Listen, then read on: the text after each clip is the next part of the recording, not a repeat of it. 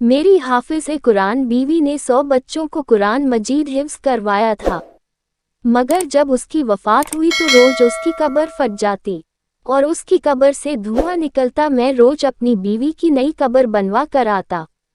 लोग पूछते कि उसने कौन सा गुनाह किया था जिसकी उसे सज़ा मिल रही है।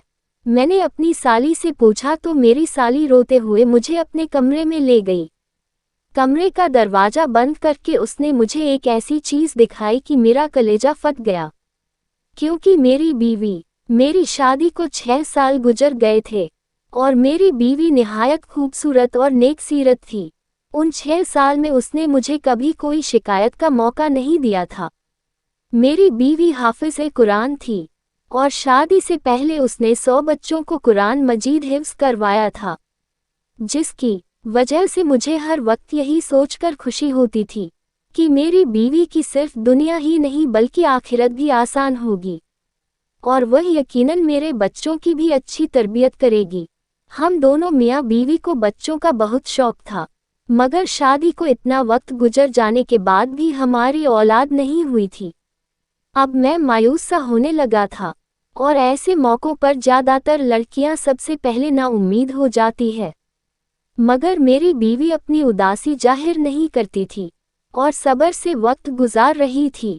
फिर शादी के इतने साल बाद अल्लाह को मेरी बीवी का सब्र पसंद आ ही गया और हमें औलाद की खुशखबरी मिली। मैं उन दिनों बहुत खुश था और अपनी बीवी का बहुत ज़्यादा ख्याल रख रहा था, क्योंकि डॉक्टर का कहना था कि मेरी बीवी को बहुत ज़्यादा एहतियात की ज़रूरत है। मेरा बस नहीं चलता था कि मैं अपनी बीवी को बिस्तर से नीचे उतरने दूं। हमारी बहुत ज़्यादा एहतियात और दुआ करने पर अल्लाह ताला ने हमें सेहतमंद और प्यारा सा बच्चा दिया था, मगर बच्चा पैदा होते ही मेरी बीवी की तबीयत एकदम बिगड़ गई थी। मैंने ऐसा तो बिल्कुल भी नहीं सोचा था। बच्चा होते ही मैं बीवी को खो दूंगा। अपनी बीवी की तबीयत का सुनकर मैंने अल्लाह से उसकी ज़िंदगी की बहुत दुआएं मांगी, मगर मेरी दुआएं रद्द हो गई और मेरी बीवी अल्लाह को प्यारी हो गई। मैं गम से बेहाल हो रहा था। सब जानने वाले मेरे लिए अफसोस का इजहार कर रहे थे। मैं गमज़दा सा कोने में बैठा हुआ था। जब कफन वगैरह देकर दफन के लिए हम कब्रिस्तान पहुंचे तो आसमान पर बिल्कुल काले बादल फैले हुए थे और दिन के वक्त भी ऐसा लग रहा था जैसे रात हो गई हो। जैसे मेरी बीवी को दफन किया गया, बहुत तेज बारिश शुरू हो गई। ऐसी तूफानी हवाएं चलने लगी। सब हैरान व परेशान रह गए। हम सब अपने घरों को पहुंचे थे। मुझे ऐसा लग रहा था जैसे मौसम भी मेरे साथ मेरी बीवी की मौत का गम मना रहा हो। रात से दिन तक तेज तूफानी जकड़ रहे थे। मेरा बच्चा इस वक्त मेरी बीवी के घर वालों ने संभाला हुआ था। वह लोग भी मेरे घर पर ही थे, इसलिए मैं भी बच्चे की तरफ से बेफिक्र होकर अपने कमरे में अकेला बैठा अपनी बीवी को याद करता रहा और उसे याद करते करते मेरी आंख लग गई।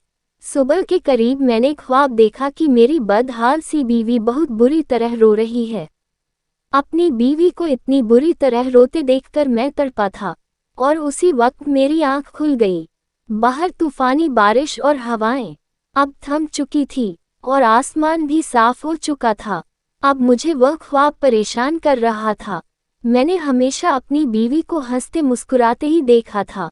उसका इस तरह रोना ख्वाब में भी मुझे घबराहट में डाल गया था। मैंने घड़ी पर वक्त देखा तो फजर का वक्त था। मैंने उठकर फजर की नमाज अदा की और अपनी बीवी की मगफिरत की दुआ करने लगा। वैसे तो मुझे पूरा यकीन था कि मेरी बीवी जैसी नेक सीरत नमाजी और हाफिज़-ए-कुरान औरत को अल्लाह ने कब्र की तंगी से भी निजात दे दी होगी। मैंने दुआ के बाद उठकर कमरे से बाहर झांका तो सब लोग नमाज पढ़ने में लगे थे। मैंने अपने बेटे का पूछा तो मेरी बीवी के भाई ने मुझे बच्चा ला कर दिया। वह सुकून से सो रहा था। मैं मुतमईन हो गया और कितनी देर अपने बेटे को सीने से लगा कर बैठा रहा। अपने बच्चों को प्यार देकर मैं घर से निकलकर सीधा कब्रिस्तान पहुंच गया। मैं अपनी बीवी के लिए कुरान पढ़ना चाह रहा था और कुछ रात वाले तूफान के बाद में कब्र की हालत का भी अंदाजा लगाना चाह रहा था। मैं कब्रिस्तान पहुंचकर अपनी बीवी की कब्र के पास पहुंचा तो उसकी कब्र की हालत देखकर मेरे रोंगटे खड़े हो गए थे। मेरा दिल घबराहट से फटने वाला था कि जिस औरत को मैं नेक और जनंती समझ रहा था, उसकी कब्र पर ऐसा अजाब आया हुआ था कि मुझ जैसा मजबूत सा मर्द भी अंदर तक डर गया था। मेरी बीवी की कब्र फटी पड़ी थी और उसमें से धुआं निकल रहा था। वहां इतनी तपिश थी कि मेरा वहां खड़ा होना मुश्किल हो गया था। कोई मजदूर भी मेरी बीवी की कब्र बनाने को तैयार नहीं था। बड़ी मुश्किल से मुझे एक मजदूर मिला, जिसने मुझसे 4 गुना ज्यादा पैसे लिए और मेरी बीवी की कब्र पर मिट्टी डाल दी। ये सब उस मजदूर ने दूर से खड़े होकर किया था। मैं घर पहुंचा तो मेरी हालत निहायत ही खराब हो रही थी। सब ने मेरी हालत को बीवी से जुदाई का गम समझकर मुझे सहारा दिया और तसल्ली देने लगे, जबकि मैं हैरान था कि आखिर मेरी बीवी पर अल्लाह का अजाब क्यों आया था। वह तो नेक औरत थी। मेरी नज़र में तो मेरी बीवी की ऐसी कोई गलती नहीं गुजरी थी। मैं सोच सोचकर पागल हो रहा था कि मेरी बीवी की हकीकत क्या है, और मुझ पर अपनी बीवी की हकीकत खुली तो मेरा दिल फट गया था। मेरा नाम एहसान है, मैं अपने माँ बाप का इकलौता बेटा हूँ। हमारे घर में 4 लोग रहते थे, मैं, मेरे माँ बाप और एक मेरी विधवा फूफो जो मेरी दूसरी माँ जैसी थी। मैं जब कॉलेज में पढ़ता था तब मेरी अम्मी का इंतकाल हो गया और हम 3 लोग बाकी रह गए। माँ को खोने का गम मुझ पर फिर भी बहुत भारी साबित हुआ था। मेरी माँ बहुत नेक औरत थी। मुझे मेरी फूफो और मेरे अब्बा ने मेरी माँ का गम भुलाने के लिए बहुत सहारा दिया। हर वक्त मेरे साथ लगे रहते। वह दोनों कोशिश करते थे कि मुझे अकेला न होने दे। मैं हमेशा से ही उनकी तवज्जो पाता रहा था। फिर मैं भी कुछ अरसे बाद संभल गया। दोबारा से अपनी पढ़ाई शुरू कर दी। मैंने पढ़ाई कंप्लीट की तो मेरे अब्बा और फूफो को मेरी शादी का शौक सताने लगा। मैंने भी हामी भर ली तो जोरों शोर से मेरे लिए लड़की तलाश की जाने लगी। तब मेरी फूफो को अपने मरहूम शौहर के खानदान में एक लड़की का ख्याल आया, जिससे फूफो का अभी भी मिलना जुलना रहता था। उन्होंने हमें बताया कि वह लड़की कम उम्र से ही बहुत संजीदा और नेक थी। उसके माँ बाप नहीं थे और वह 2 बहनें थीं और एक सिर्फ छोटा भाई था। उसने बहुत बहादुरी से हालात का मुकाबला किया था। अपने दोनों बहन भाइयों को अकेले पाला था। हालांकि वह खुद भी बड़ी नहीं थी। वह नमाजी और हाफिज़ कुरान थी। घर में बच्चों को कुरान भी पढ़ाती थी और उसकी दुआ और उसके दिए हुए कुरानी तावीज़ में बहुत असर था, जिसकी वजह से वह थोड़ा बहुत कमाकर अपना घर चला रही थी। मैंने ये सब सुना तो बहुत खुश हुआ। मैंने उसे देखे बिना ही उसके लिए हामी भर ली और फूफो ने पहली फुर्सत में ही उसके खानदान के बड़ों से मशवरा करके मेरा रिश्ता उस लड़की से तय कर दिया और जल्द शादी भी तय कर दी। मेरा रिश्ता तय हुआ तो मेरी बीवी ने यही शर्त लगाई कि वह बाद में भी अपनी बहन की शादी होने तक और भाई की पढ़ाई पूरी होने तक इन दोनों की माली इमदाद करती रहेगी। मुझे इस बात से कोई एतराज नहीं था, बल्कि मैंने सोचा था कि अगर मुझसे भी कोई मदद हो सके तो कर दिया करूँगा। रिश्ता तय होने के बाद हमारी शादी कर दी गई। मैंने अपनी बीवी को देखा तो उसका मैं असीर हो गया। वह न सिर्फ अच्छी सीरत की मालिक थी, बल्कि बहुत खूबसूरत भी थी। उसके साथ कुछ दिन रहकर ही मैं उसके बहुत करीब हो गया था। वह हमेशा दूसरों की मदद करने को तैयार रहती थी। मेरी बीवी ऐसी ही थी जैसे कि मेरी फूफो ने बताया था। उसने कभी मुझे कोई परेशानी नहीं दी थी और मेरे आराम का भी ख्याल रखती थी। हमारे घर में खुशहाली और सुकून था, बस सिर्फ औलाद की कमी थी, जो मुझे महसूस तो बहुत।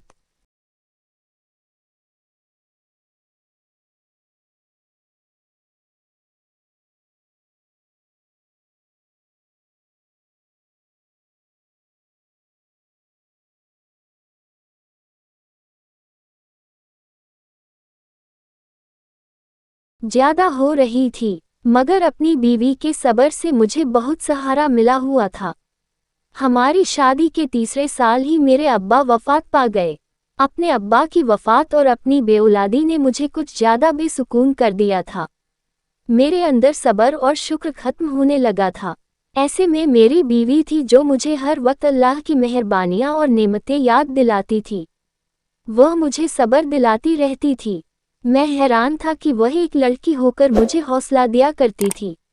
हालांकि हमारे खानदान वालों ने हमारा जीना मुश्किल कर रखा था कि हमारी औलाद क्यों नहीं हो रही, और मेरी फूफो उठते बैठते ठंडी आहें भरने लगी थी और मेरी बीवी को बातें सुनाने लगी थी जैसे ये सब मेरी बीवी के हाथ में हो। मैं अपनी फूफो को समझा समझा कर थक चुका था। उल्टा वह हम दोनों से ही लड़ने लगी थी कि हमें इलाज करवाना चाहिए ताकि हमारी औलाद हो सके। इस परेशानी में वक्त गुजरता चला गया। जब हमारी शादी को 6 साल होने वाले थे तब हमें औलाद की खुशखबरी मिल गई। हम तीनों जैसे फिर से जी उठे थे। मैंने और फूफो ने मेरी बीवी का ख्याल भी बहुत रखा था और बहुत एहतियात की थी। मेरा बेटा ठीक ठाक और सेहतमंद पैदा हुआ था, लेकिन मेरी बीवी की तबीयत बिगड़ गई थी। वह मौत के मुंह में चली गई। ये सब बहुत अचानक हुआ था और मैं सदमे के लिए बिल्कुल तैयार नहीं था। अपने बच्चों की तरबियत के हवाले से मैंने और मेरी बीवी ने फ्यूचर की बहुत सी प्लानिंग की थी, मगर मौत किसी के इरादों और मर्जी की मोहताज ही कब होती है। जिसका जब वक्त आ जाए उसे अल्लाह के पास मर कर जाना ही पड़ता है। मगर अपनी बीवी की कब्र की हालत और उस पर आया अजाब ने मुझे धचका पहुंचाया था। हर मुश्किल हाल में भी मैंने अपनी बीवी को साबिर और शाकिर देखा था। मुझे ढूंढने से भी कोई कमी नजर नहीं आई थी। मैं इतना तो जानता था कि अल्लाह ना इंसाफ नहीं है। ऐसा तो हो ही नहीं सकता कि मेरी बीवी के हकीकी अमल से अल्लाह ना वाकिफ हो। मुझे हैरत और सदमा था कि मैं इतना अरसा अपनी बीवी के साथ रहकर भी उसे जान नहीं पाया था। मुझे दुख ये भी था कि अगर मेरी बीवी कोई गुनाह कर भी रही थी तो काश मुझे पहले पता चल जाता ताकि मैं उसे उस गुनाह से रोक लेता और उसे हिसाब से बचा लेता।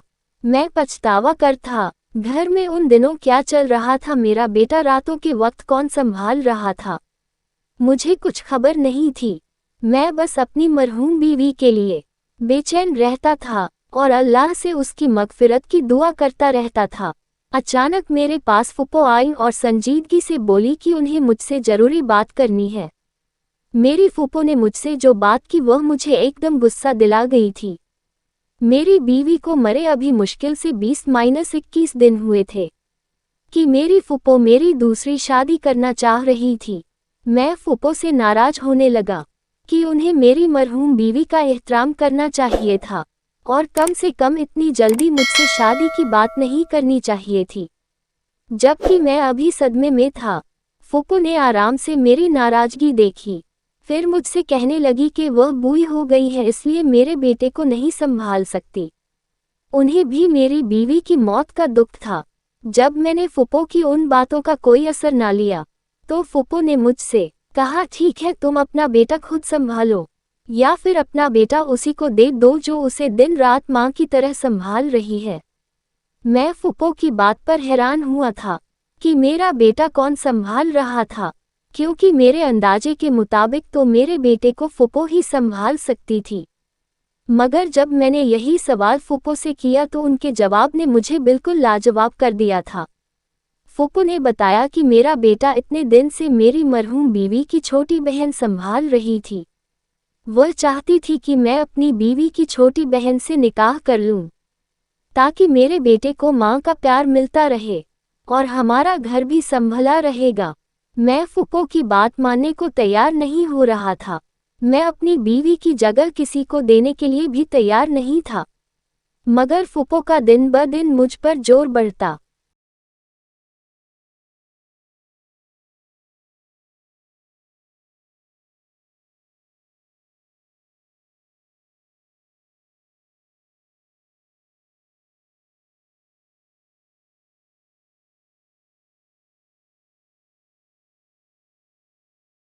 जा रहा था। वह हर दिन मुझे मेरा बेटा दिखाया करती थी जो नहा धोकर बिल्कुल साफ सुथरा होता था।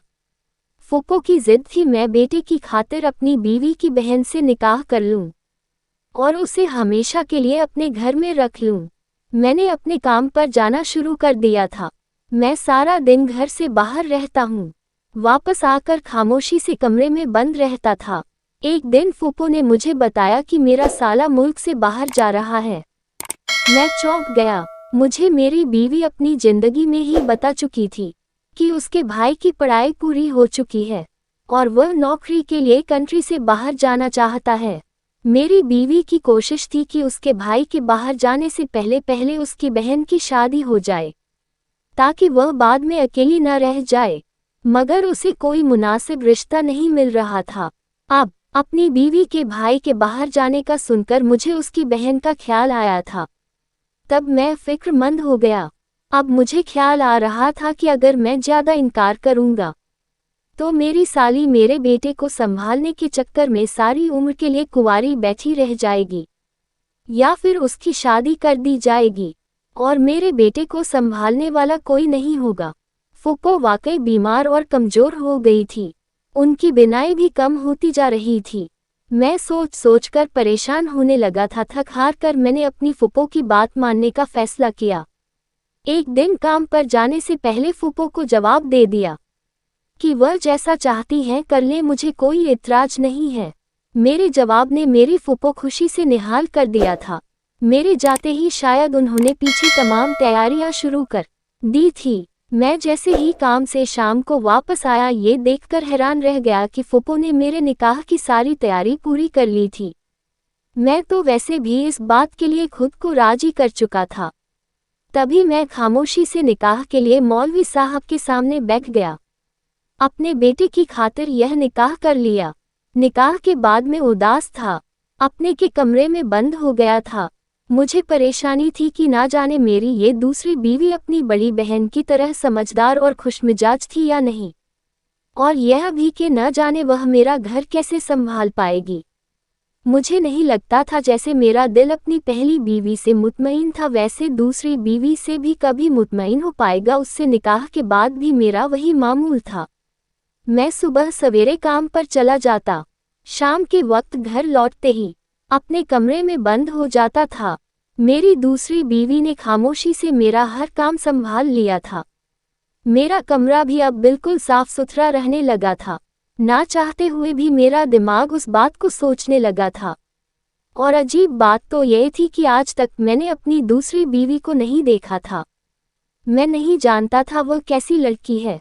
उसने तो मेरी पहली शादी पर भी मुझसे पर्दा किया था, क्योंकि मेरी बीवी दीनी मामलात में सब समझ रखती थी, इसलिए उसने अपनी बहन का मुझसे पर्दा करवाया था, और वह पर्दा आज इस लड़की से निकाह हो जाने के बाद भी कायम था। एक रोज मैं काम से जल्दी वापस आया तो अपने कमरे में अपनी दूसरी बीवी को देखकर हैरान हो गया।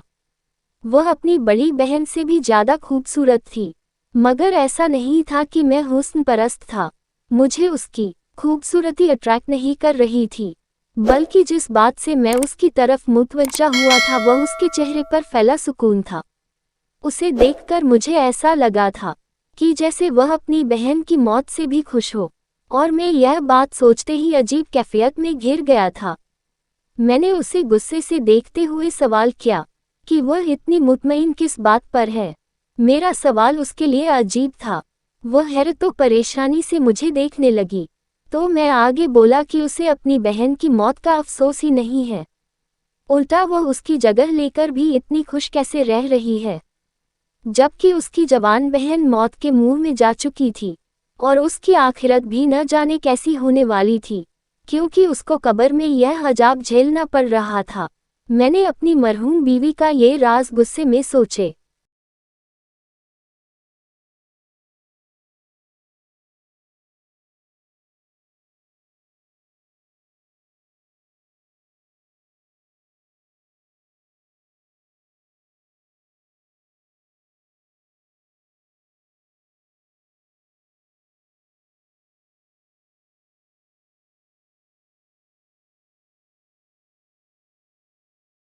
बगैर उसकी बहन के सामने बोल दिया था, मगर मेरी बात पर जब उसके चेहरे के तासुरात बदले तो मुझे अपनी गलती का एहसास हुआ और मैं चुप हो गया। मेरी दूसरी बीवी कुछ देर सदमे से मुझे देखती रही और फिर बुरी तरह रो पड़ी। मैं उसे रोता देखकर घबरा गया था। रोती रोती वह ऐसी बात बोलने लगी जिसने मुझे चुप कर दिया था। वह बार बार कह रही थी कि मुझे यही डर था कि बड़ी बाजी से अल्लाह ताला नाराज हो जाएगा और उसे सख्त अजाब देगा, मगर वह मेरी सुनती ही नहीं थी। मैं अपनी बीवी के अल्फाज पर दंग रह गया था।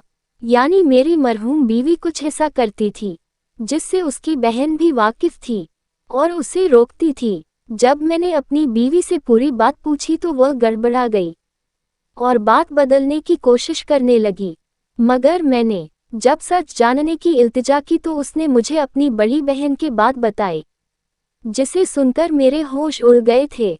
उसने बताया कि मेरी बहन वाकई नेक लड़की थी और हाफिज़ कुरान होने की वजह से हर वक्त कुरान की तिलावत करती रहती थी।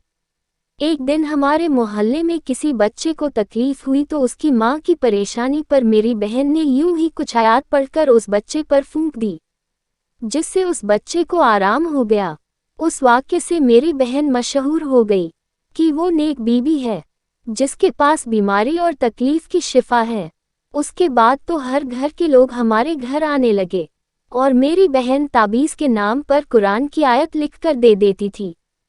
वह लोग कुछ रुपए देकर चले जाते और हमारा गुजर होने लगा था, मगर मुश्किल हालात के लिए हमारे पास कुछ नहीं था। अचानक हमारे भाई का एक गुर्दा फेल हो गया। वह अस्पताल में जिंदगी और मौत से लड़ रहा था और हमारे पास उसके इलाज के लिए पैसे भी नहीं थे। हम बहुत परेशान थे। उन्हीं दिनों एक आदमी मेरी बहन के पास आया। उसे बोला कि वह किसी लड़की से शादी करना चाहता है, मगर वह लड़की शादीशुदा है।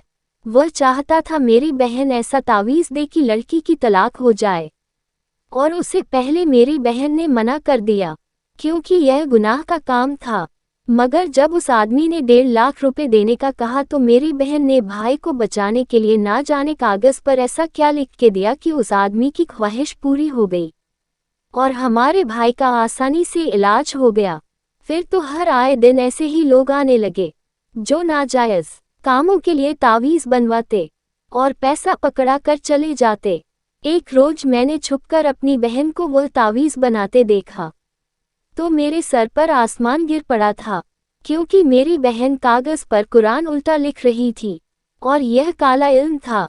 मैं गम से पागल होती बहन को रोकने लगी, उसे समझाने लगी कि वह तौबा कर ले। वह बोली कि अगर मैं ऐसा ना करती तो हमारा भाई कब का मर जाता। मैं इस बात पर गुस्सा हो गई थी। मैंने बहन को कहा कि इससे तो अच्छा था हमारा भाई मर जाता, मगर वह ये हराम काम ना करती। जिंदगी मौत तो अल्लाह के हाथ में है। अपनी बहन को बहुत समझाती रही मगर वह लालच में आ चुकी थी। वह इतनी नेक थी कि रूहानियत पा चुकी थी, मगर उसने पैसों के लालच में सब कुछ गवा दिया।